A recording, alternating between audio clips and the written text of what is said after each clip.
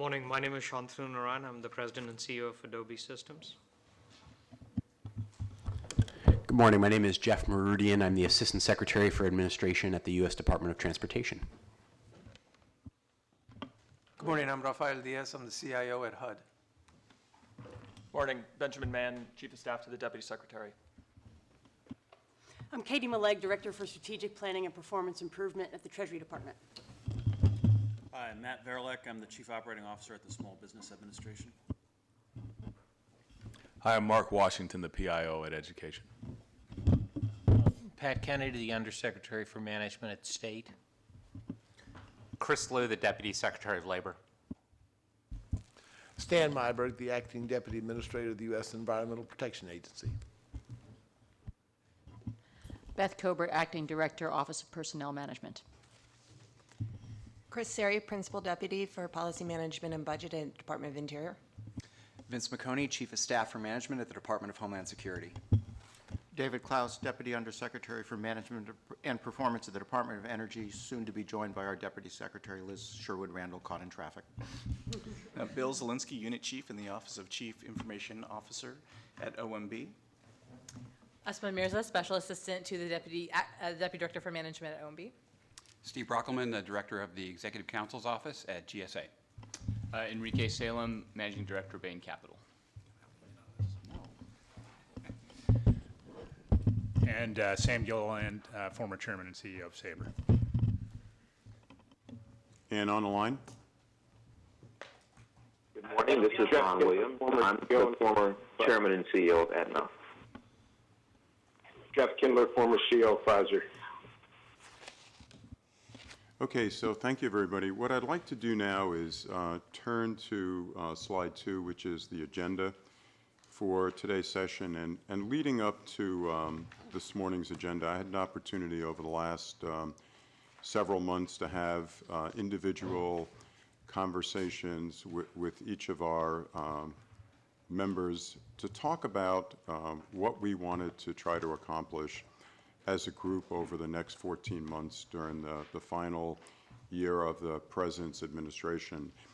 And we talked a lot about what this group could do to help us continue to move forward with the President's management agenda. And I know in the last year or so, at least in a couple of the sessions that I've participated in of this body, we've done some deep dives in a couple of the CAP goals. And today what we'd like to do is start today's presentation and discussion with a update for the group on what the administration has been doing with one of the CAP goals that when I came in June of 14 was well underway thanks to Beth and Dan Taglerini, the GSA administrator, and that was to establish, I think for the first time ever, a set of benchmarks for the administrative functions, or as I choose to characterize them as the mission support functions of the government. And these are IT, HR, acquisition, real property,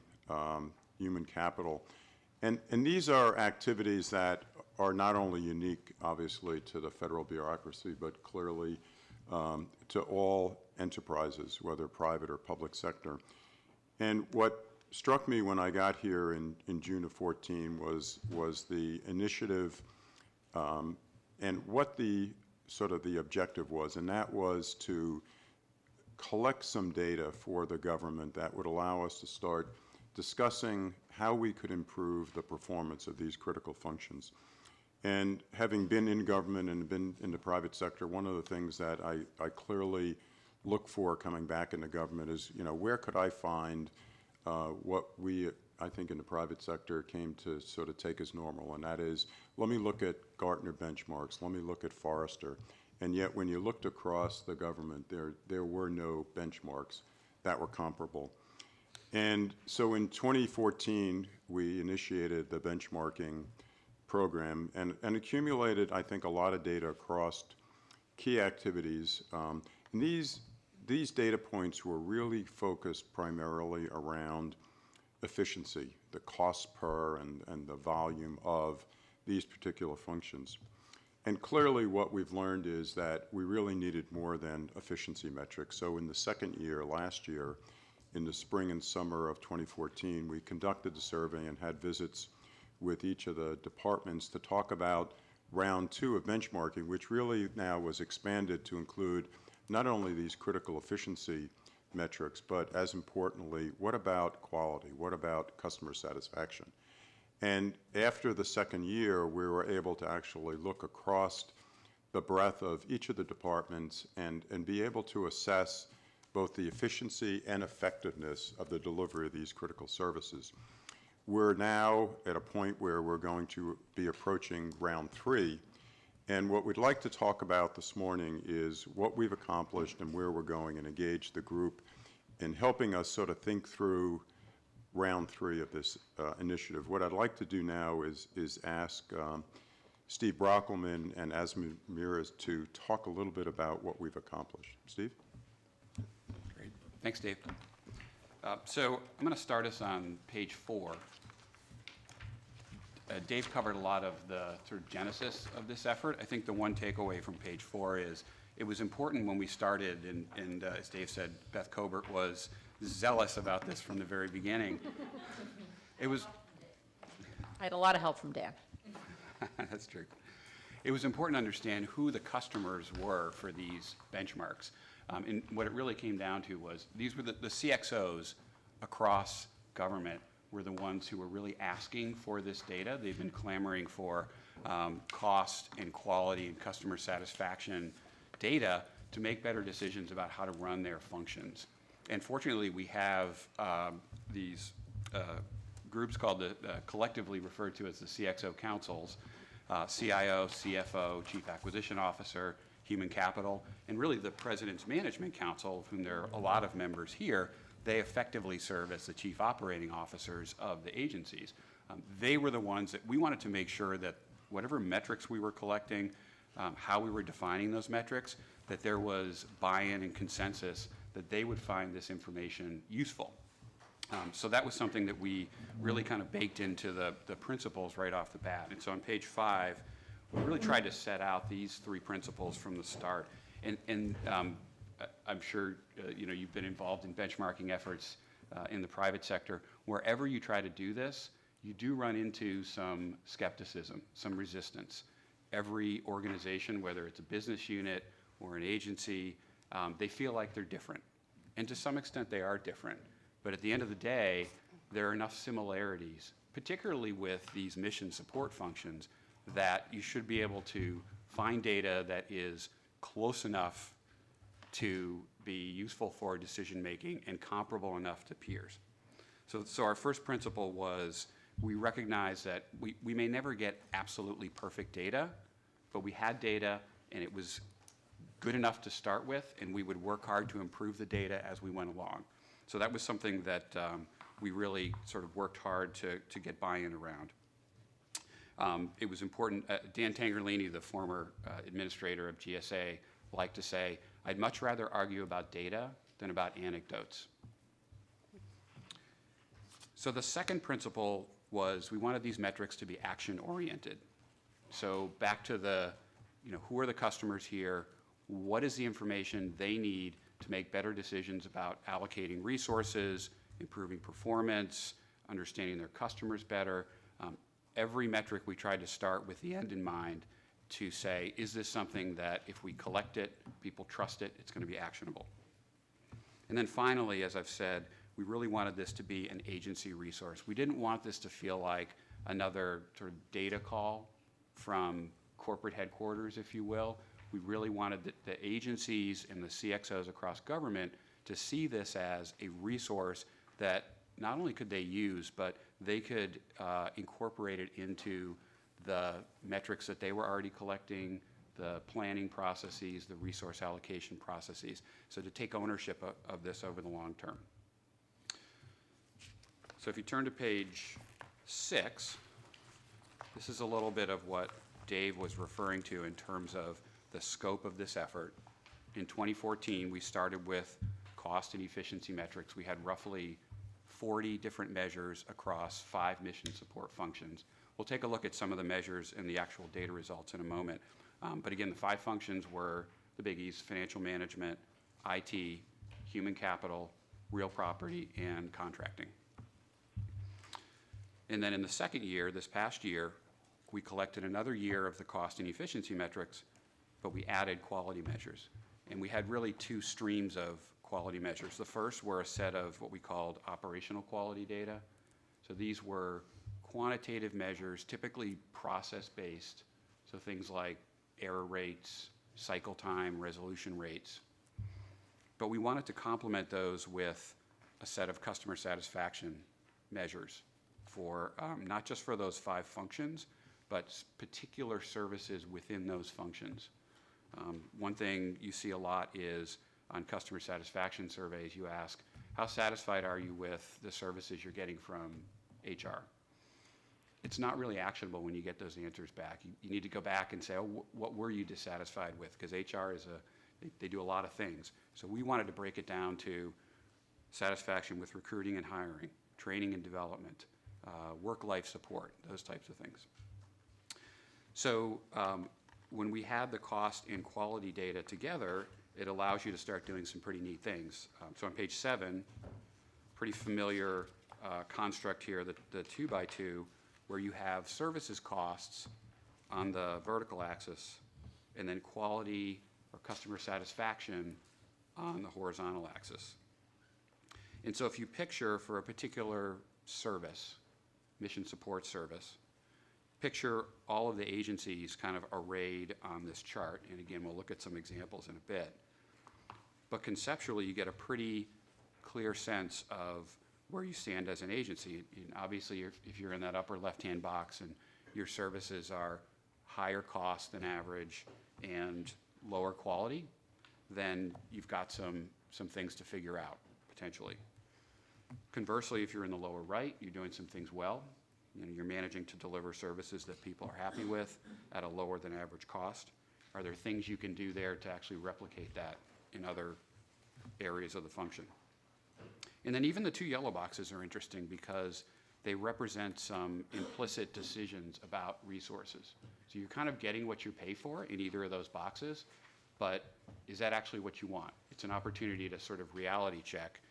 You know, I'm spending a lot to get high quality services in that upper right. Is that actually important? Do I want to spend a lot of money there, or would I maybe reallocate to some area that's underfunded? So this was the type of construct that we were trying to collect the data to enable these conversations at the agency and at even the component level. On page 8, we just wanted to give you a flavor of some of the actual metrics. You see the 5 mission support functions there. And under each of those, again, these are just a sort of a sampling, but you'll see cost and efficiency metrics for each of the functions, trying to get a sense of how resource intensive is human capital or financial management or contracting relative to other agencies across government. And then you can see on the bottom half of those boxes, the customer satisfaction. I mentioned how we looked at service areas within each of the functions. You can see them listed out there within contracting, financial management, again, to get a sense of specifically what do your internal customers think of these services that you're providing, how important are those services to them, and how satisfied are they with the way that you're delivering them. So I thought we would maybe pause here before we look at some of the actual data, just to get a sense of, in your organizations, and again, this is focused on mission support, and you can obviously do this for, in government we call it mission delivery, but in terms of your customer-facing products and services, but internally for the support services, does this look familiar? Are these the types of things that you have tried to measure in the past? And if so, like where were you know, where did it work well? And where were some of the challenges that you ran into? Let me just start with, I think your initial assessment of how people think about the data is exactly right. I mean, everybody will find a reason why the data doesn't apply to them, so I like where you started, which I think is absolutely right. One of the things you asked, though, which I liked, was that you said, how important is it? That's actually the first place you have to start And the question to really ask is, if it went away, who would care? Meaning, how important is it to somebody getting their job done, whatever service you're doing? So here you're talking about the next level of how do you operationalize something that you're committed to. But where we found the biggest savings was really being very aggressive in saying, is that service really important? Does it have a big impact? And if not, then that's where we're going to get the biggest savings. And so I guess I would back up just a little bit and say, what's the process for determining which services we're going to really go pursue? While all the ones you listed here on page 8 are interesting, are there things inside of those that we could be much more efficient on by just eliminating them, by just saying that isn't adding a lot of value? And so I would ask you to think about what's the process even before getting to this level, where we found that's where we got the biggest savings. Once we got to this level, we got savings for sure, but we got more savings by saying, what's the big block or the big item that we don't have to continue to pursue? So that's where we found the biggest savings. Maybe a couple of comments, Steve. The first is, I think even doing the benchmarking, as you say, the question that we ask all the time is, what objectives are you trying to accomplish? And I think clarity around the objectives, and then when people engage in a exercise like this benchmarking, then the question is, are things going to change? Especially if you identify issues. And I think as long as there's action taken, then people feel like their input has been heard. So I think in companies, the two things that we do a lot of is, are we really clear about what objectives we're trying to accomplish as a result of the benchmarking? And then the follow-through associated with, how do you make changes? And the third thing I would probably say is, we do two kinds of benchmarking. We certainly do internal benchmarking, which is a big part of what you've done, and then we do end customer benchmarking. And so you get both sides of the perspective. In other words, agencies, internal to the agencies, and customers of the agencies. So I don't know how much you've done of that part as well.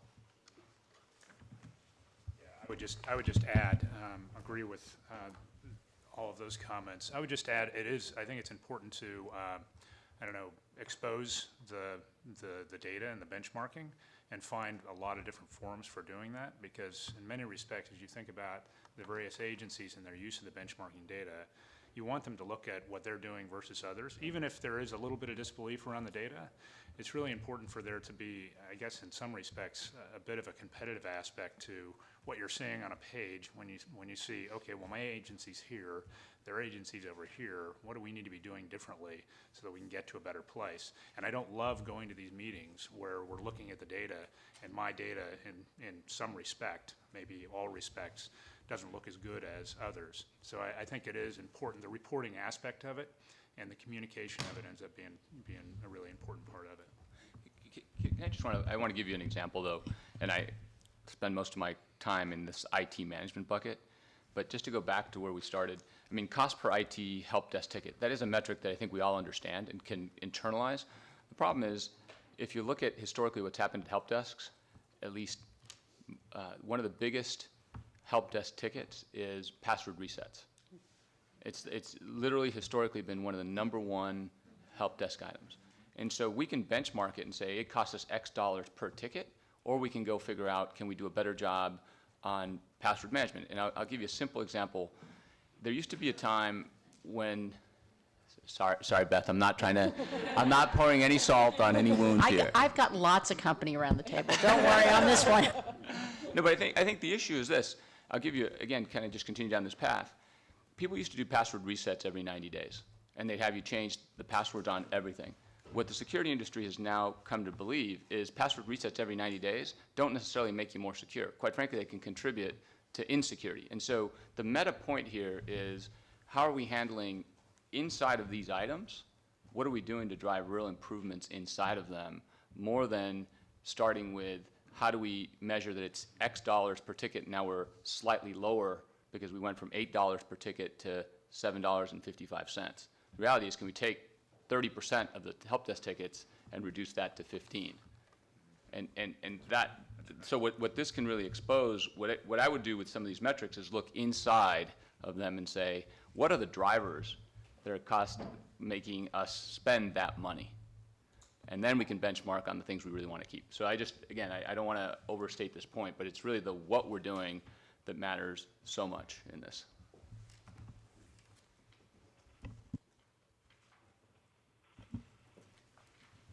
Yeah, Maybe a question, Steve, for you. I mean, across the different agencies, how did you get sort of the consistency? And I mean, was there a conversation in addition to people filling out surveys? So you understood subjectively, were people being grading the same consistency? Yes, we put many, many, many hours into. This is where these CXO councils were really valuable, because each one of them, we set up a working group, typically composed of the folks who, in those organizations within agencies, were the ones who worked with the data, so they knew the nitty-gritty of the definitions. And we went back and forth about what are the definitions that we can, that represent the Venn diagram of how either agencies are already measuring it or how they could be comfortable with measuring it. Because, right, you can, the devil is in the details, and if you don't have definitions that agencies can all look at and say, yes, that's close enough, then it's very hard to move from there. So we put a lot of work into coming up with reasonably consistent definitions that everybody could sign on to. The other piece that we did was when agencies then submitted their data, we went through a validation process where we looked for outliers. We would work with the agencies to say, hey, here's your data point relative to other agencies. It looks like it might be off base.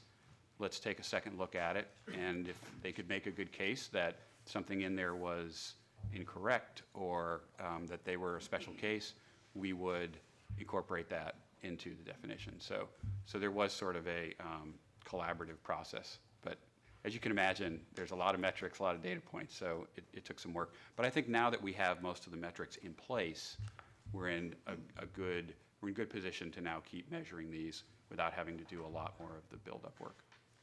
I think the other thing that we learned after the first round is as Steve mentioned, each of the councils sort of developed the core set of metrics. Then when we actually applied them in practice and got the results back, there were a couple of instances, and a few of them I'll speak out, the CFO council, where while we came up with this metric, what we actually saw in reality wasn't very useful. So we had a principle, a Beth principle, that you could, if you were going to delete one, you could add one, but you couldn't increase the core number of total metrics that we were. But there were probably around the margins, one or two that we, when we saw the reality of the data, it's like, this really isn't meaningful. It's not worth collecting this data, and we substitute something else. Let me just comment on financial management, the top metric. That metric is the one we used to stress the most about. So it says, I think that means spend under management. Basically, how much of the spend, if I'm understanding it correctly, it's how much of the total spend of an organization is actually being managed centrally by the contracting group. Is that what that means, Steve? Under contracting? Yeah, no. In financial management, the first one says spend as a share of agency outlays. What is that? What metric? That's how much money the organization is spending to basically operate its FM function. It sounds like what No, we were looking at something different. Your definition applies more to the contracting. Yeah, our biggest thing that we would try to figure out is how to move more so what we called spend under management. And we started at very low rates, meaning everybody thought they were better at negotiating contracts than the central procurement organization. And so it was a ongoing effort that continued for a long period of time, which was how to move more spend under that central management. And you had to give people a reason to do it, right? It wasn't just that they would, great, we saved X amount of money, and so now that went into the central pot and never got spent again. It was a matter of you were incented to do it because you got a direct benefit. There was money to pursue other projects that weren't necessarily getting funded. And so if you saved $1, potentially you said X cents, 30 cents, go back to the function, whatever number you want. But the point is, how do you drive spend under management as high as possible? Because that's where hopefully you get the economies of scale. And we just found that was something that we had to deal with over and over and over again. And over time, we got a little bit better. And I'm saying a little bit. We never got to what you, maybe, we were always, 40%, 50% were good numbers for us under management, because there was always a reason why some part of it wasn't. And I think that's one of the initiatives that Ann Rung, who's the administrator for the Office of Procurement Policy, I think she was in briefing this group a couple of months ago. That's one of the initiatives that she has underway. So that's a metric that we're now able to capture going forward. It wasn't on the first 2 cycles, but we will be picking that up now for all the reasons you articulated. Any thoughts from the agencies before we, yes? Yeah, Ashley, I'd like to add, I really appreciate the comments this morning, because after we went through the benchmarking exercise, we kind of stopped back and reflected and got to the exact question of, what are you actually trying to do to improve under these items? Because you'll always have with the federal departments, I appreciate the standardization of data, but we all always are going to think that each of us are unique, and we have to figure out what those measurements are that actually help us improve overall. So I did appreciate having that kind of standardization. One thing that I heard that I just wanted to give feedback on was the approach that went for developing the metrics for financial management. I think that community felt very good about and very strong, and they felt that they worked on developing measures. I think in some of the other areas, what I heard from folks is that it would be helpful to keep going back to the staff that actually have to use these data within the departments and see if we can do some perfection of those measures. And I think it's really with the intention of consistency across the board, but also then knowing how they can take it to the next level where then they can standardize or they can look at data within that next level that helps us as individual departments. That's good. Yeah, we do go through the annual kind of metric refinement process, and so we want to make sure that we're having, all of those folks represented. So that's a priority for us. Yes. Yeah, hi, Steve Cooper. I serve as the CIO in the Department of Commerce. Turn your mic on.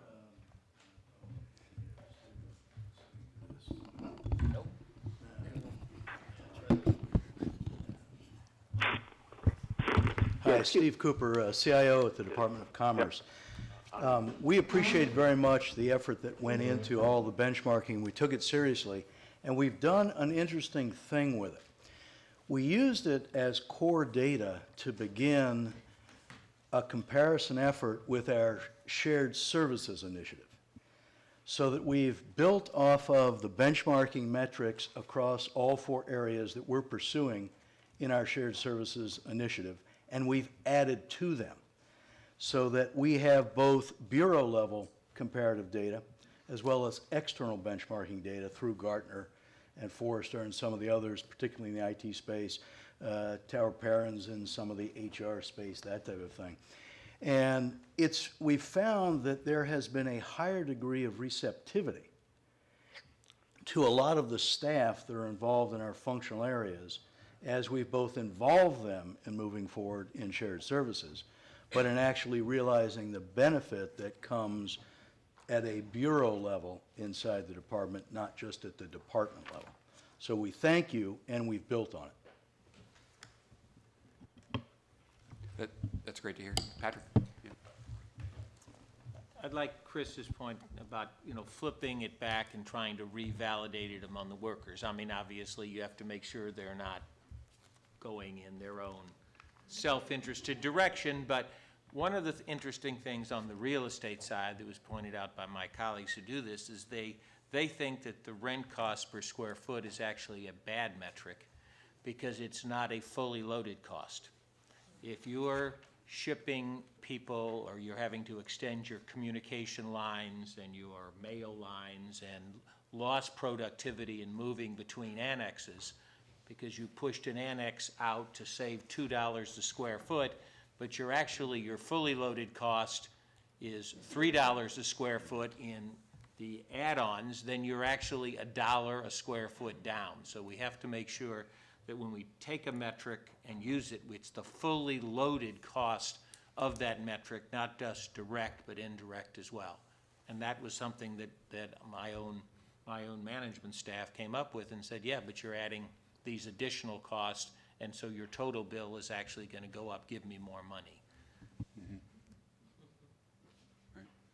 Yes, excuse me, this is Ron Williams. I'd like to get a few comments in, if I may. Go ahead, Ron. one question I have is, to what extent are we able to have people challenge the core assumptions of the category in terms of making dramatic change? And I'll take real estate as an example. You can reduce the cost, whether it's fully loaded or partly loaded. You also can completely eliminate a substantial part of the cost.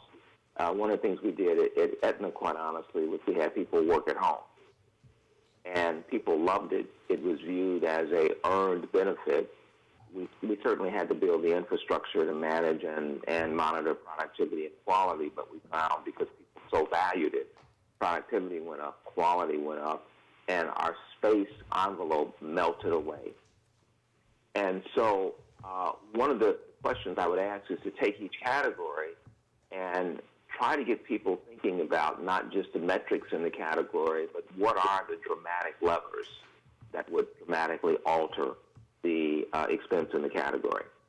The second point is, as we look at these things, I would pay attention to what I call the unsupported business activities that are vitally important. They don't necessarily hit the benchmarking today, but represent things that are vital to the future. Benchmarkings often, by their definition, are backward-looking as opposed to forward-looking.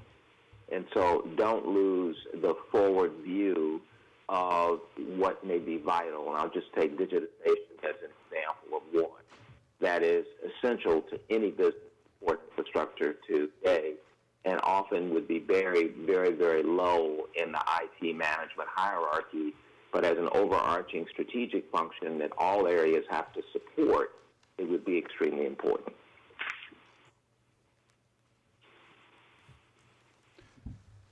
Ron, to your first point, this is Steve. I think you're absolutely right that these individual metrics can be used to kind of spark larger transformations, and I know Dave could speak to this at length, but I'll use my home agency, GSA, as an example. At its headquarters here in Washington, they completely renovated the building, and so it is very much an open space environment. There's a hoteling model, and at the same time, they have made telework much easier to do. They've encouraged employees to telework and put a lot of the tools and kind of management protocols in place to make that happen. And so what you see is, predictably, the square foot per person measure is going down, but at the same time, you see relatively high satisfaction among the tenants. And so, that's something they want to keep tracking, obviously, because there could be limits, but it's a way, that GSA at least has found to kind of break that compromise where they're saving on costs without hurting tenant satisfaction, and in some cases, helping it. So Ron, I think that's a really good point, that we should lift above the individual measures and have larger conversations about what could we be doing differently. And that also sort of aligns with your point, Enrique, about the IT help desk tickets. Is there something about the process that we should be changing fundamentally?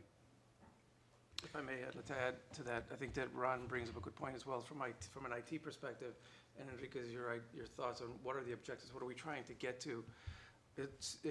We're working with the CIO Council with Tony, and how the IT management and financial management are actually merging when we're looking at what are the services that we're providing from an IT perspective, what are the objectives we're trying to reach. We're looking at implementing TBM, technology business management methodology, to be able to understand those services.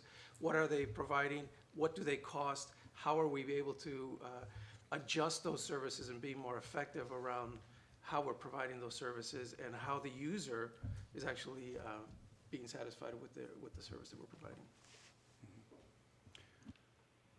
Chris? Yeah, I want to thank the private sector folks and for their comments. I think one of the things that we have struggled with, and I'd be interested in hearing people's thoughts on this, is, and I think the help desk ticket is a great example. We all agree that, whether it's resetting a password or whatever, pushing costs down is a good thing. I think the skepticism about how you move further is, all right, so we achieve cost savings. Then what? Like, nobody actually seems to realize the cost savings anyway. So it's hard, we're driving costs down. We never see the cost. We never get to, and so I think we at a 30,000-foot level think we should bring it down, but getting buy-in further down really depends on people seeing the cost or saying, hey, because you were able to do this, we'll give you more money for something else. No, you're 100% right. That is the main driver of getting some of this to really work is if you save $1 million, you get X amount of that back to reinvest in initiatives that are below the line. And if you don't get there, then you don't get the buy-in. I mean, it's a matter of, okay, we're just cutting costs because that's the right thing to do, instead of saying we're cutting costs because we're going to get to reinvest some of the savings. And if you don't see that, the cycle doesn't build. I mean, it's just the experience. You probably all feel it. The question is, how do you get agreement? And I don't know if that's with OMB or where can you get the agreement of every dollar saved, what initiatives can get funded as a result? I mean, that has to be a part of the process. And I think to that point, I think it's not only when we drive the costs down, we can't even like measure that we've saved. I mean, maybe we got more passwords reset in a faster amount of time, but at the end of the year, we don't even see that, hey, because our costs got down, we're now sitting on another $100,000. We don't even see that $100,000. Yeah, I think when Asma's going to talk about the agency OMB meetings that took place where these benchmarks were looked at pretty closely, and some of those questions as to, what would the savings be used for were raised. Sorry, Stan, did you have a comment first? Before we move Just on? briefly, yes. Chris must be doing a mind meld with me because I did have his point, but I did want to thank the members of the panel for the feedback on this and the use of benchmarks, and a couple of points really hit home with me. One is both the internal and external benchmarks. You're correct, we tend to focus on more the internal ones. Customer service always becomes a struggle for us because we know it's a real concept, and yet with some of our customers, Volkswagen, if Volkswagen's our customer, they're probably not all that happy with us right now. But it is important and it's useful, and the exercise has been helpful to us, but for all the reasons that you stated, and particularly the gentleman who made the comment about the relative comparison is extraordinarily helpful, both externally for us in comparison to other agencies and internally. You do have to know what you're, among looking at patterns of variation, and that's not useful only because of seeing how you're doing, but also if there are anomalies, you get to try to find out what's going on there. The example I use is administrative leave, a topic very much in the mail, or in the news these days. That when I have a benchmark that we use and I access, and when I see anomalies, I find out I ask what's going on.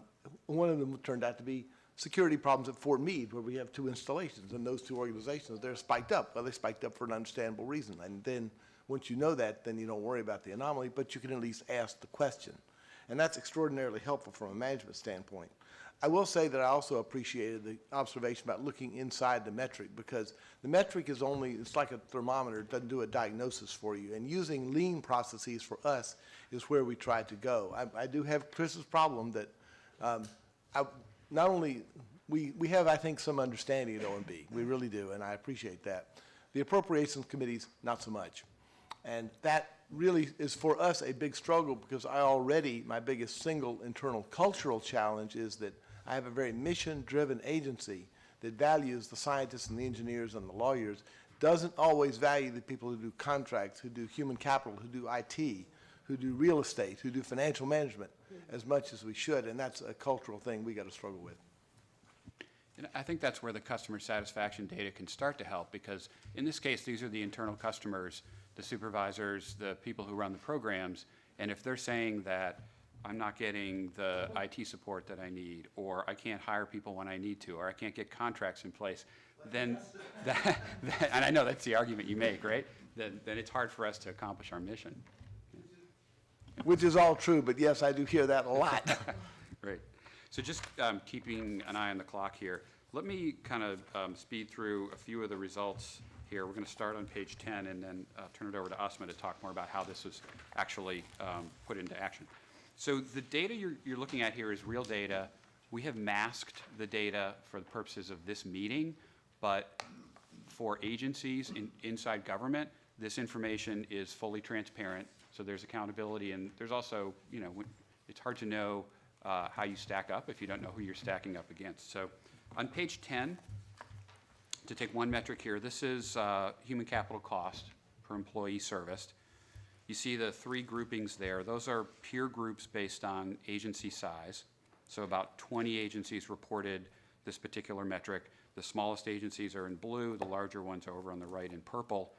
And the first thing that strikes me is the amount of variation in the cost per employee, the human capital cost per employee, even within peer groups, all the way from $6,400 per employee down to about $1,900 per employee. So, right away you start to ask what is explaining those variations? What are some of the performance drivers, positive or negative? Just to kind of jump, I'm going to sort of jump around here, different types of metrics, just to And give you a Steve, flavor. what's the Yes, sir? frequency of reporting and therefore the opportunity to see improvements? Sure, it's annual reporting, and so we're heading into the third year. So initially, the emphasis was on how do you stack up against your peers, but you're right, as we get to 2, 3, 4 years of data, you'll be able to track the trends over time. So just real quick, this is great data, and it's always interesting to see where somebody's down at that $1,900, and that seems to be kind of a low. Question is, what's my incentive? If I'm the person spending $6,400, what's my incentive to actually try to get this to be 19? Let me answer, because I think we were the 6,400. Okay. Or if we're not the 64, we're the 6,200.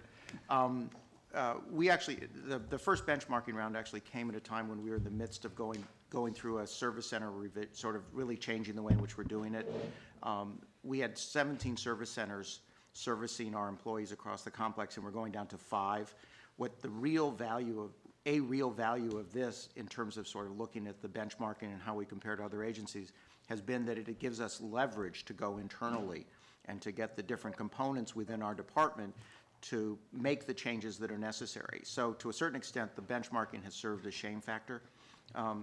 The other question I have, though, with regard to the other question I've had throughout this process is it also led us, as we went through our internal process, our biggest challenge from an HR service center, HR servicing cost issue was how do we find the shadow staff who are really doing it? And so that's sort of what we found was as we dug deeper and deeper and deeper, we found that our costs went up. And I wonder a little bit whether we're being more accurate in reporting it than others, but frankly, still the shame factor. And it has led us to a fundamental change in how we do servicing.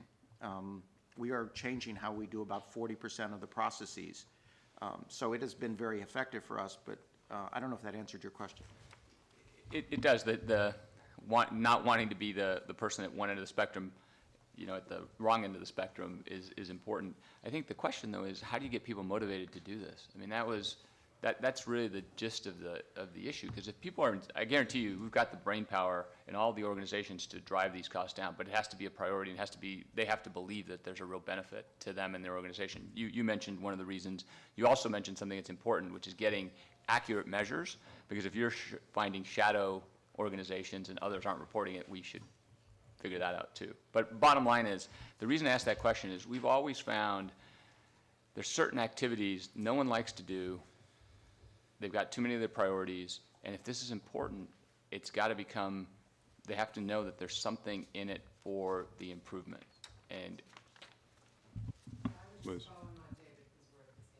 I would say that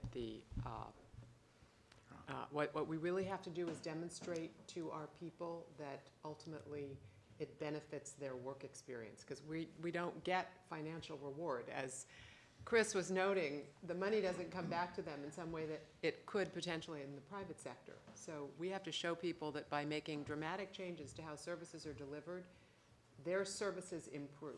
Right. And it's scary initially. I mean, we're a very dispersed agency, so we're saying to people, the way we've done business is going to change dramatically. Your service center may be far away from where you are, and this is going to work better for you. And so there's a time lag in which we have to show people it's improving the quality of life for them as a federal servant in order to sustain the investment over time. But that's a great incentive, right? It improves your ability to do your job and your satisfaction at work. If we do this, we're going to have more time to do other activities which drive real benefit to the people we serve and to ourselves. but that then requires that it actually does that. We all, just, I don't want, we also have the interesting dynamic, which is that the entity that changes, which is our human capital operation, actually is not the entity that saves. And it turns out that it's the programs that that sort of feed in and utilize the human capital service that save. I think our current estimate is that we've probably dropped from about 63 or 400, I don't remember, I don't know which one of the high ones we are, down to about 5,200 within a year, because we are in the midst of very, very dramatic change. I hope it's not because we're counting differently, but it really is driving change within it. And you know, as I said, as you say, I think when you go into the metric, what it's done is it's forced us to fundamentally change the way we do what we thought was one of the highest cost pieces of the driver. So, But you moved 16%, that's awesome. No, my only point is congratulations. I mean, it's like 16% improvement in 1 year is fantastic. I mean, and you should be really applauded and recognized for that. I think going back to Chris's question, which is a good question, I mean, just two thoughts that come to mind. I mean, a company like Adobe, there are three ways in which you can try and encourage this behavior. There's the financial incentive, which may or may not exist in government. There's clearly the feeling good about your job. And then there's career development. And I think you have to look at it and say people who take the initiative and do these kinds of things. I mean, there has to be some, you know, one of those three things. Either they feel better about what they've accomplished, or, you know, there's financial incentive, or you get some money back. I mean, we certainly do that, which is anything that's savings. And we found that people are far more willing to make suggestions if they recognize that they reap some of the benefits associated with that. Just one comment on the human capital thing, though, which is we found that rather than just look at processes and how you're improving processes, the number one goal has to be self-serve. And the more people can use technology to self-service, that's actually the best way in which you not only reduce costs, but you also actually dramatically improve people's perception of what it is. And I think that's a movement. It doesn't matter which business, it doesn't matter what you're trying to do, putting the ultimate customer at the self-serve and helping themselves, I think is the way to go. And that's something you can, that's something you can track with the benchmarks. If you're moving in that direction, you can say, clearly we're going to do this to save money, but we don't want to do it at the expense of satisfaction and, you know, feasibility of people self-serving, so you can measure those. Yeah, maybe just a quick question and maybe this is directed at OMB, and it is back to Chris's point from labor about we don't get to see what we save. We can't really see what we saved, and if we save $3, we can't reinvest a buck of it back into something else. Is there any mechanism by which OMB can be helpful with that and through the budgeting process, or is it kind of the act of Congress literally that's required to kind of get to a different approach to budgeting and actuals? Yeah, I think, Sam, and I'd sort of defer to my colleagues because I'll have the sort of OMB lens on this. I think it is. I think we've been challenged as a government to actually, you know, identify cost savings per se. We're not that good at identifying cost savings, but I think what we've been seeing across these functions over the last couple of years is when people are making changes, whether it's energy or EPA or labor in some of these activities, they're actually getting to realize cost avoidance. So they're able to say, okay, I actually did manage to reduce the cost in this particular activity by this amount. It actually does sort of fly under the radar of OMB, so they could actually sort of move it over somewhere else. Okay. I don't know if Chris or Stan, you guys agree? I mean, I go back to David's point. I mean, if you can get your ticket down from 6,200 to 5,200, do you have any level of confidence that you will see that $1,000 per, that will ever materialize anywhere? I mean, I recognize there are challenges of us getting cost savings back. I'm not even sure we see the cost savings there. It seems just to get eaten up within the system. yeah, I mean, well, as I said, one of the oddities of the way it works is that is that we think that the cost savings is actually going to be at the programs, not within the HR Service Center. I was tempted to ask OMB whether if we could demonstrably save funds in a certain area, whether our examiners will just say, great, thanks, you've saved funds, they're ours, or whether they let us keep them if in fact we ever got to that point. And, you know, as I, you know, our experience kind of tends to be the former rather than the latter. Just, hey, we've got savings, now we'll reallocate it for you is sometimes what happens. And, that's kind of the way the system currently works. So here's how our budgeting process, we had $4.7 billion of spend each year. Each group had a specific target. So by function, people had, this is your target. Anything above and beyond that, you get to reinvest. And so there was a very clear line that we needed from just running a public company and having earnings per share targets. And then there was every dollar beyond that, and people were incented to go figure it out in the bigger programs they could reinvest. But it was started with, there was a target by function. And it had enough granularity that it could be rolled out, not just at my direct reports who ran, billion-plus dollar P&Ls, but down to somebody where it was actionable, where they could see it at a much, much finer grain. I think there's one other issue that happens here, thanks to the Congress, is that some agencies, state being one of them, our operating budget is actually going down by act of Congress. And so we, I think, have achieved a number of savings, but it's driven by preaching to people, if you don't find the savings, your jobs are at risk. That may not be a very satisfactory way to approach the people, but it is the reality of the statute. So I lose 3%, I need 3% a year simply to keep pace with foreign exchange changes, wage and price, general inflation. And so on my operating accounts, I essentially challenge them to find me 3% a year simply to keep static. And therefore the productivity usually comes out of that. A second sort of side effort is we run the largest and really the only overseas service provider servicing many of the agencies around this table who are based out of our facilities abroad. We have little councils composed of the agency reps who oversee the shared service providers. That is a significant incentive to get things done as well.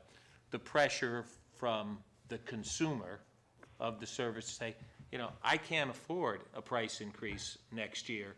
You have got to figure out how to eat the 3%, or can you lower the cost more? We want to give, we have to grow our mission, and we have to cut our overhead. So that creative tension on the backside and the congressional pressures on the front side are two other dynamics that I think are very much at play.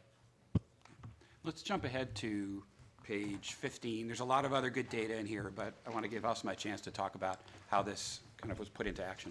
Great. Thanks so much, Steve, and thank you all so much for taking your time to be here. I know that we're slightly over time, so I'll run through this pretty quickly. I'll speak very briefly about how one of the ways that we use this data this past spring and some of the history behind that, and then turn it over to my colleagues from the Department of Treasury to talk about a specific example of how their meeting ran. So to step back for a second, there's been a lot of work at the agencies under this administration, and as well building off of previous administrations, to really have more data-driven focus and more data-driven conversations at a senior level. GAO recently released a report showing that over the past 6 years, now almost every single DepSec from major agencies have at least quarterly, if not monthly, data-driven reviews to talk about mission performance, metrics, and building off of what Stan said earlier. Sometimes we don't give enough time to these back office functions, to our contracting, to our IT, our HR, and to really have more of a management-focused conversation. So really the credit there goes to the agencies with support from here at OMB. So building off of that, OMB's also started holding a series of kind of more management data-driven conversations with agencies over the past couple years. We had Portfolio Stat, which looked at an agency's IT portfolio, benchmarking last year as well. So having at the DepSec level, Deputy Secretary level, kind of these management conversations to kind of really focus on the data and make sure we're identifying areas for improvement and working hand in hand in that area. So last year we built upon that. So instead of just looking at the IT data or the benchmarking data, we said, we have a lot of data here at OMB. We have a lot of data that's published from agencies in IT and HR and contracting. Can we look at all that data and identify with the agencies what we think are the most important areas to focus on and have a meeting with them on those items with a couple of objectives. One, to kind of do an analysis across and say, here are the things that we're seeing, here are the areas where you're an outlier, or we want to have a conversation about what are some areas that the agency is also interested in and to get alignment across the two. I think that was a really important objective for us, is to kind of have that transparency and clarity in the spring, so not in the fall when we're having these intense budget conversations, but outside of that process. Let's have a conversation, let's get alignment on our management issues, let's see where we are, where we can be helpful, where you need things from OMB, where you need things from OPM or GSA or other agencies, and then come up with a set of actions and work on those leading into the fall. So this first year was an experiment of trying to do it not just on portfolio stat and benchmarking, but across all those different management functions, and in part because of something our colleague said earlier, which is all these things are related, right? Sometimes if you're having problem in your IT shop, it's because you're not able to get the right people in place. And so looking at time to hire, cost satisfaction, all of these things are related when it comes to delivering on an agency's mission. So that's a short summary of the process that we ran. And this is a great time to have the conversation because we're starting to think about what next year looks like and building off this experiment. So with that brief overview, let me turn over to Katie at the Department of Treasury to talk about how their meeting went and what they saw. Thank you, and thanks for the opportunity to share just a snapshot of how one agency approached this. For context, I'll provide a little background on how Treasury runs its organizational performance review processes, and then talk a little bit about how we incorporated benchmarking and FedStat into that overall process. I should also note that Ben Mann, currently at HUD, was at Treasury when we stood up this process 5 years ago, and he's delighted to field any thorny questions you have about that part of the process.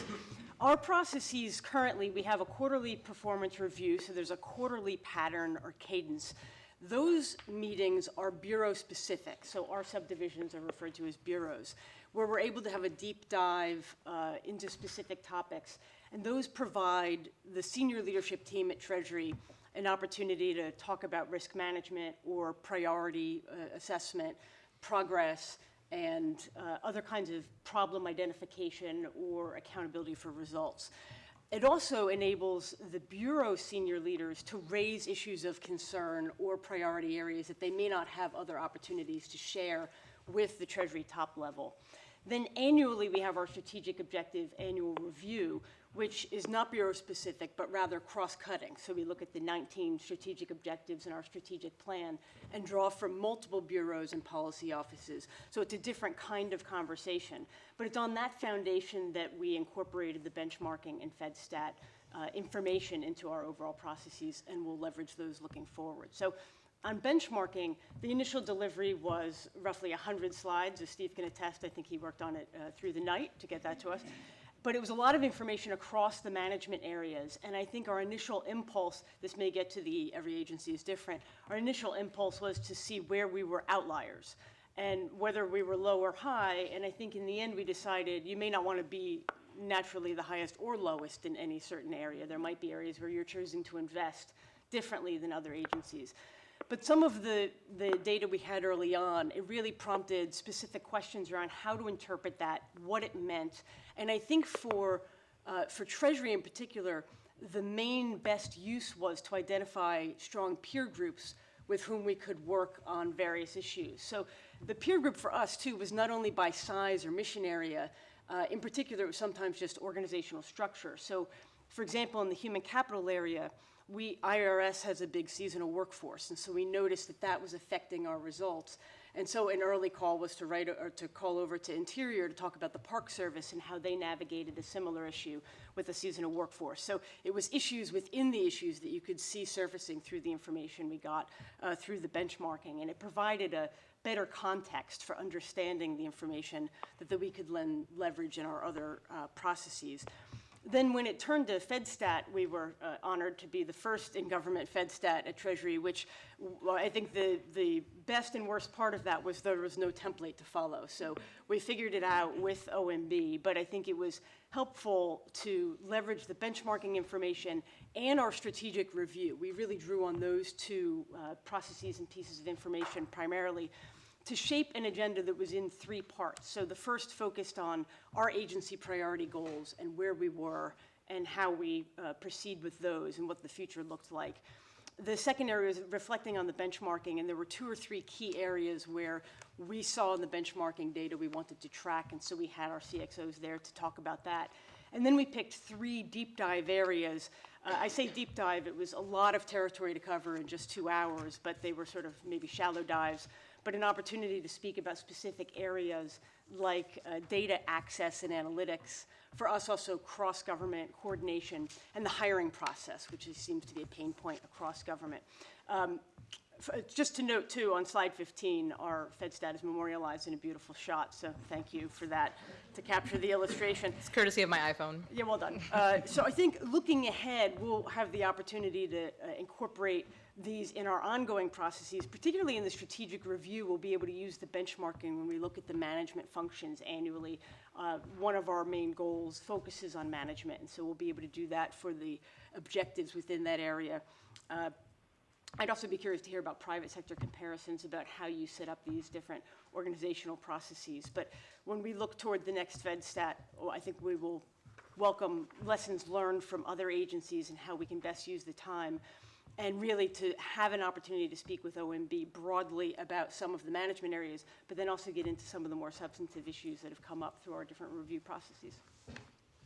Great, thanks, Katie. We have some discussion questions on slide 16, some of which I think we've already covered, but just would love to open it up to questions, feedbacks.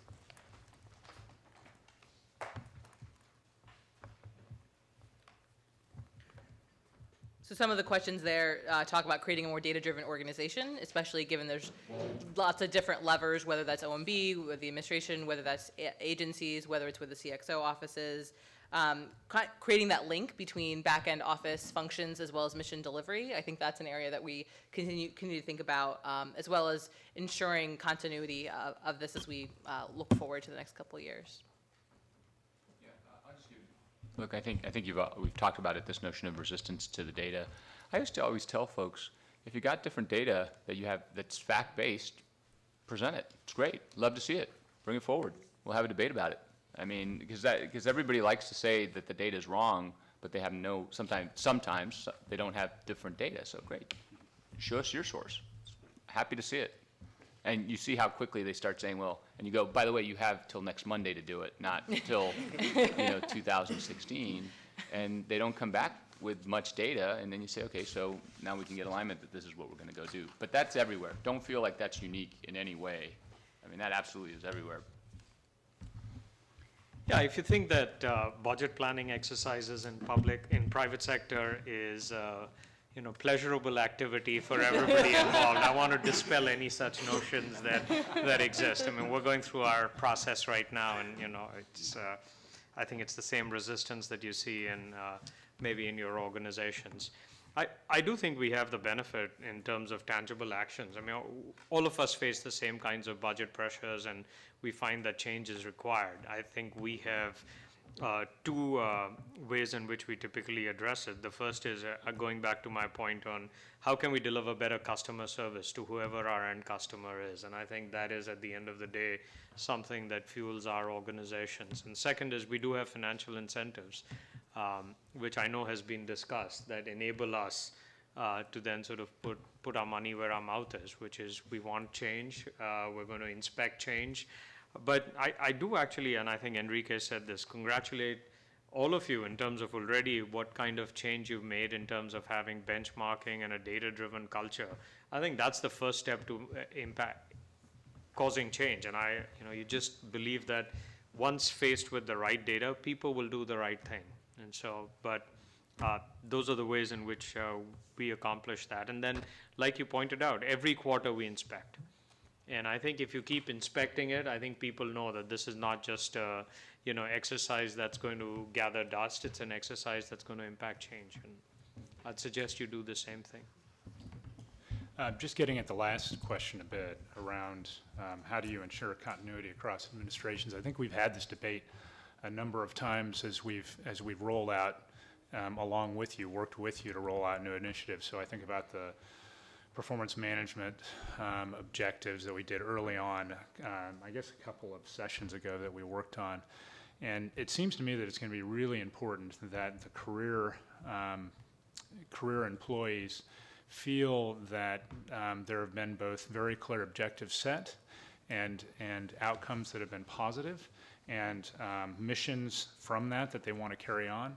And I think even a kind of a broader documentation of here's what we've worked on over this last 8 years, here's what the benefits have been, and here are the systems that we now have in place. So benchmarking might be one example, performance management another. There are probably there are probably dozens of others, but I think it'll be important to be crisp. But I think it's going to be important for the career folks to feel very good about both the objectives that they would want to carry on and the outcomes that they've seen as a result of doing these things over this past 7 years, almost 8 years. And if they don't see that, they're going to say, it's great, moving to the next administration, and we can kind of weather the next set of initiatives that they roll out. Now, I was going to just echo that and say thanks to the PMAT members here and those of you on the phone as well. Having sat through, because we had most of these before I changed jobs, 29 FedStats in the spring.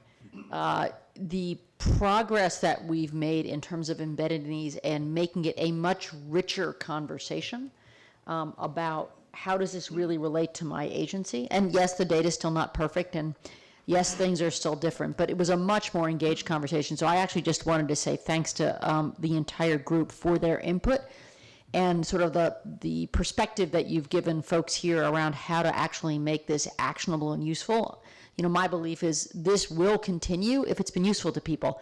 And it's, by the way, it's not equally useful to everyone, right? It's maybe not always, because it's useful in different places, and different mission support functions stuff has been really useful in one agency, not so useful in another agency. That's why we didn't end up talking about the same thing in every FedStat. They were actually each quite unique. But I just wanted to say thanks to the group for their input over time and helping us shape this journey.